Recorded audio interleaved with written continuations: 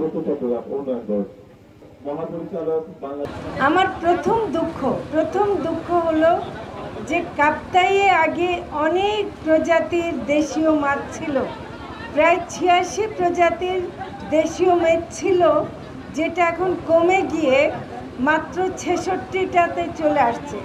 আমার ভয় হচ্ছে যে আরও কমে যাবে যদি আমরা এটা যত্ন না নিই।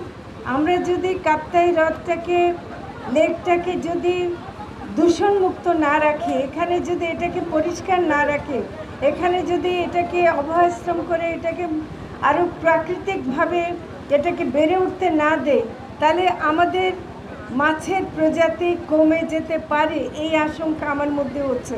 কাজে আমি মনে করি যে আমাদের কাজের একটা বড় অংশ হওয়া উচিত শুধু মাছ নিয়ে ব্যবসা করা না, মাছের যে প্রাকৃতিকভাবে বেড়ে ওঠা মাছের প্রজাতি বাড়ানো, সেটার জন্য কাজ করা। সেজন্য আমি মৎস্য প্রাণী সম্পদ মন্ত্রণালয়ের পক্ষ থেকে বলতে চাই যে এটা বিএফডিসি 1961 সাল থেকে করছে। আমি তাদেরকে অনেক ধন্যবাদ জানাই যে তারা এত সুন্দরভাবে করে আসছে।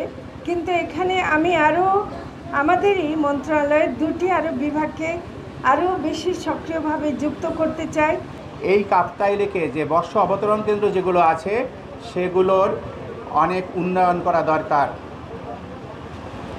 বর্তমান যে পরিস্থিতিটা চলছে সেটা অনেকটাই মৎস্যজীবী ভাইদের জন্য সহায়ক নয়। আমরা মৎস্যজীবী ভাইদের বান্ধব, তাদের জন্য উপযুক্ত পরিবেশ সৃষ্টি করতে চাই। আপনারা জানেন বিএফডিসির মাধ্যমে 100 কোটি টাকার একটা প্রকল্প নেওয়া হয়েছে এই ল্যান্ডিং সেন্টারগুলো উন্নয়নের জন্য এবং অন্যান্য অবকাঠামো উন্নয়নের জন্য। এই প্রকল্পটা যদি আরও বাড়ানো সম্ভব হয় আমরা সেটা দেখব। মোনালিসা হেভি ফ্লো 15 পিস প্যাকেটের সাথে 8 পিসের একটি প্যাকেট একদম ফ্রি। পাশাপাশি জেলা প্রশাসক মহোদয় বলেছেন যে এখানে প্রাণী সম্পদ উন্নয়নের যথেষ্ট সম্ভাবনা রয়েছে। আপনারা শুনে খুশি হবেন, বর্তমান উপদেষ্টা মহোদয় আসার পরে আমরা আরেকটা প্রকল্প নিয়েছি। সেই প্রকল্পটা 3টে পার্বত্য এলাকায় এটা বাস্তবায়িত হবে, প্রাণী সম্পদ সংক্রান্ত, এবং এটা 100 কোটি টাকার প্রকল্প।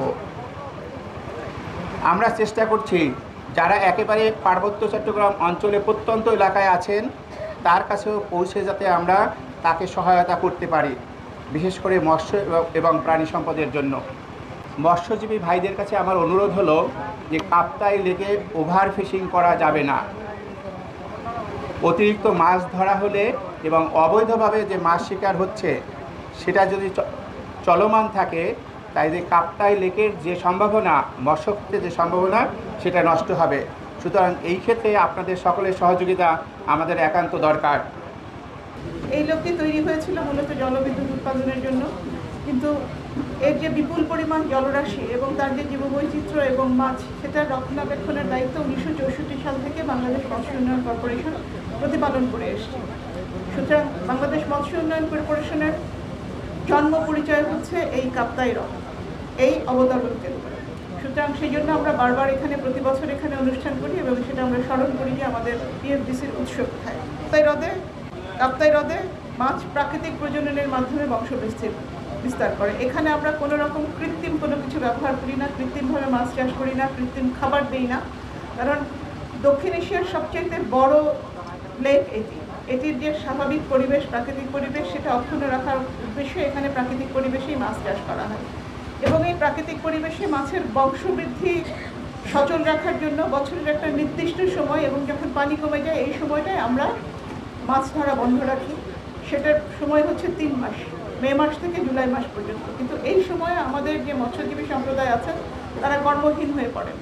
সেই কর্মহীনতার সময়ে তাদেরকে সহায়তা দেওয়ার জন্য এই ভিজিএফ কর্মসূচি আমরা চালু করেছি 2010 সাল থেকে। যেহেতু এখানে প্রাকৃতিক পরিবেশে প্রজনন করা হয়, আমাদের পরিবেশের অবক্ষয়, নদীর জল দূষণ, নিচে তলানি জমে গিয়ে নদীর আমাদের লেকের গভীরতা সেটা কমে যাওয়া, সে কারণে আমাদের প্রাকৃতিকভাবে মাছের প্রজনন অনেকখানি কমে গেছে।